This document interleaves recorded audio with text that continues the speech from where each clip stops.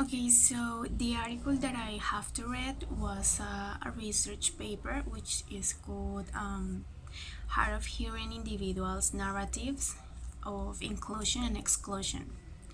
So the aim of the paper was to understand how three hard of hearing individuals made sense of their L2. For this research, the authors took into account three main aspects. The first one is that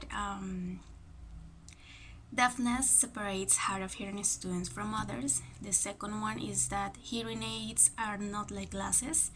And the third one is that an exemption is not an inclusion. So, what they mean with the first aspect is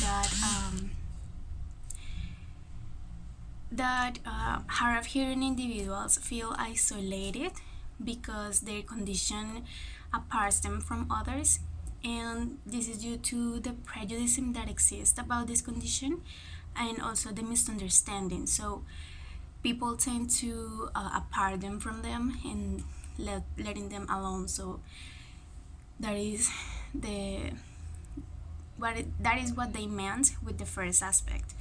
The second aspect is that hearing aids are not like glasses, and this is with this they mean that when a person wears glasses, people may think like, oh my god, this person is intellectual or is an interesting person. But when people see someone wearing hearing aids, so they may think like he's a weirdo or he is an impaired.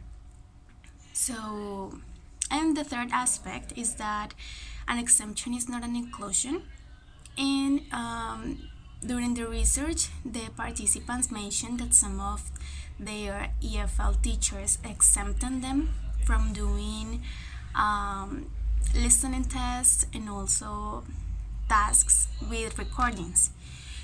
So, however, they didn't see any effort from part of the teachers, like um, like to make them feel part of the class. Instead, they feel like rejected. So they didn't see that the teacher did something different for them, like for example having a face-to-face interaction, a test, or just an adjustment of the materials in order to make them more participate of the class.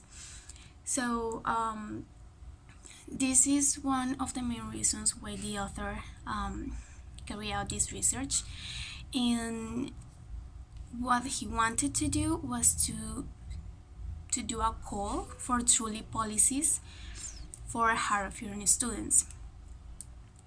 So the data that they used to combine methods. The first one was autobiographical narratives of the perspective, retrospective of hard of hearing students, and also their experience during the classes. And the second one was the interviews, and this combined method helps them to have more stronger results. And thanks to the data that they collect, when they analyze it, they realized that there was a lack of understanding and a lack of sensitivity from part of the teachers and also even from part of the administrators. So at this point of the paper, I realized that I don't know, like not every single little help is meaningful for them. Is not enough for this for hard of hearing students. So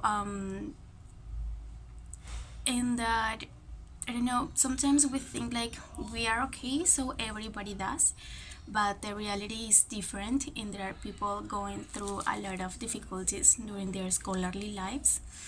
And it makes me be like more aware of the situation and to be part of a solution in my laboral job, in my laboral life.